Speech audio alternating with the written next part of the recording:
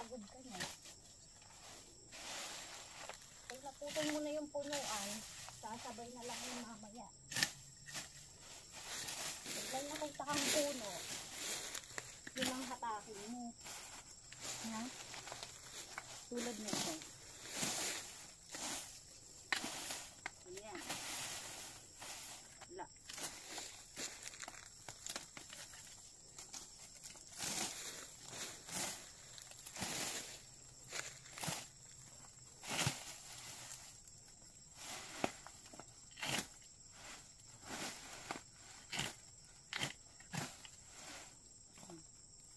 Pag ginano mo yan, kasama na lang yan.